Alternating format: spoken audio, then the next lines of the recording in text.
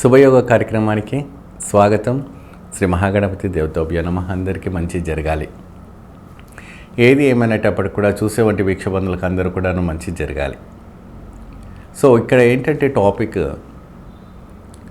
సాధారణంగా మనం బయటికి వెళ్ళి వచ్చి కాలు కడుక్కొని లోపలికి వెళ్తే ఎటువంటి నెగిటివ్ ఎనర్జీస్ రావటం అనేది జరుగుతుంది 100%. ఎందుకంటే బయటికి వెళ్ళి వచ్చిన తర్వాత ఎన్నో ఒక క్రాస్ రోడ్స్ ఇంకేనో స్ట్రీట్స్ ఇంకేదైనా కావచ్చు, మనం దాటుకొని వస్తాం. మనం ఏదైనా అవసరం ఉండవచ్చు, అదన్నీ కూడాను మైండ్ మనం ఇది దాటాలి, ఇది దాటకూడదు, ఇది చేయాలి అన్న ఒక ఆలోచన ఉండదు. మనము వెళ్ళినటువంటి వర్క్ ఏదైతే ఉందో అది వర్క్ అయిందా లేదా, ఆ వర్క్ చేసుకుని తిరిగి వస్తున్నాం అన్న ఒక మైండ్ సెట్టింగ్తో మనం వెళ్తాం.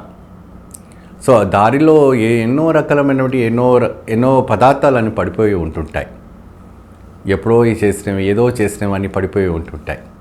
అవన్నీ కూడాను మీ పిల్లలు కావచ్చు, మీరు కావచ్చు, ఎవరైనా కావచ్చు, మేము వచ్చే గెస్ట్ కావచ్చు, వాళ్ళంతా కూడా ఏంటంటే అవన్నీ దాటుకొని డైరెక్ట్గా ఇంట్లోకి ప్రవేశిస్తారు.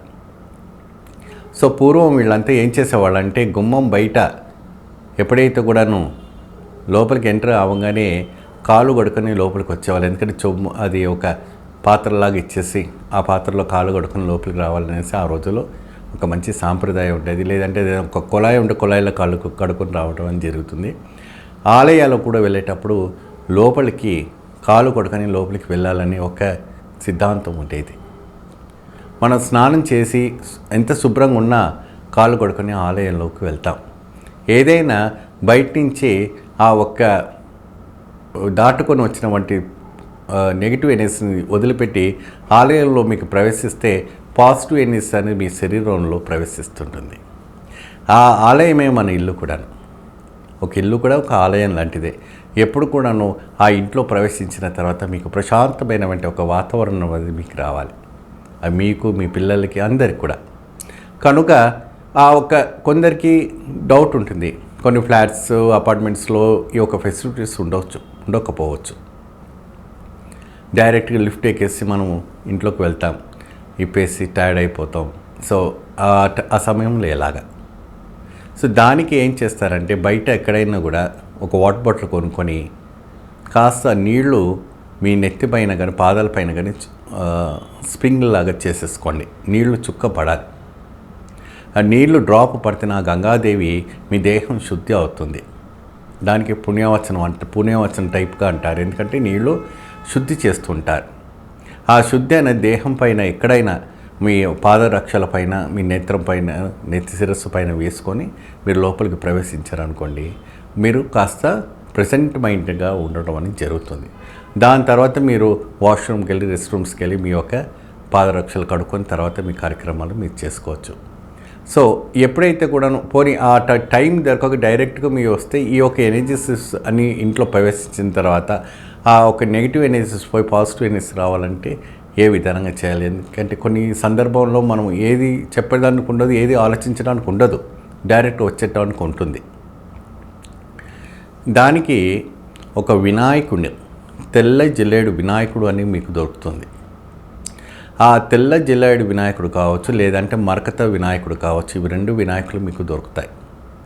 ఒకటి తెల్ల జిల్లాడు లేకపోయినా సరే మరకట వినాయకుడు అని గ్రీన్ కలర్ ఎంబ్రాయిడరీలో మీకు దొరుకుతుంది. ఆ వినాయకుడు ఒక బొమ్మ ఇంట్లో ఎదురుగా పెట్టుకోండి. రాగానే ఆ ఒక బొమ్మని చూడండి, ఆ ఒక స్వామివారిని చూడండి. ఆ వినాయకుడు ఒక దర్శించిన తర్వాత సకల దోషం కూడా బయట నుంచి బయటికే పోతుంది. ఇది సత్యం, ఇది నిజంగా జరుగుతుంది, ఇది ఖచ్చితంగా జరుగుతుంది. ఇది చేసి చూడండి.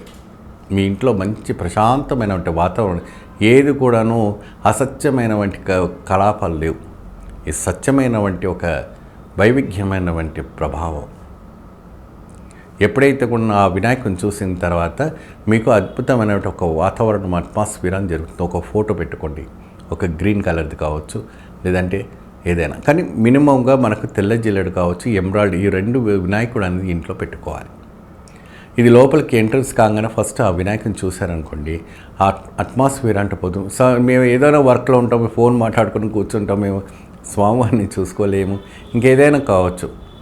అయినప్పటికీ కూడాను ఆ ఒక్క ప్రశాంతమైనటువంటి వాతావరణం అది అక్కడ జరుగుతుంది. ఎందుకంటే అప్పుడు ఒక 5 నిమిషాల తర్వాత మీరు వెళ్ళి మీరు ఫ్రెష్ అప్ అయిపోయిన తర్వాత భగవత ఆరాధన చేసుకోండి. ప్రశాంతమైన వాతావరణం జరుగుతుంది. కానీ ఏది ఏమైనప్పటికి కూడాను పాదుగలు కంపల్సరిగా కడుక్కొనిదా లోపలికి రావాలా. అప్పుడుదా ఇంటికి, ఆలయానికి అన్నిటి కూడాను చాలా పరిశుద్ధమైనటువంటి ఒక యోగం కనపడుతుంది, అట్మాస్ఫియర్ కనపడుతుంది. దైవాన్ని ఎప్పుడైతే కూడా ఆ వినాయకుడిని మీరు ఇంటి ఎదురుగా పెట్టుకుంటారో, గుమ్మం దాటి లోపలికి ఎదురుగా ఎంట్రన్స్ కనపడుతుందో, ప్రశాంతమైనటువంటి ఒక వాతావరణం రావటం అనేది జరుగుతుంది. ఇది పాటించి చూడండి, మంచి యోగ సిద్ధి కనబడుతుంది, మంచి ఆనందాన్ని మీరు పొందగలుగుతారు, ప్రశాంతమైనటువంటి ఒక సంతోషాన్ని మీరు స్వీకరించుకుంటారు. సర్వే జనం సుఖినో భవంతు.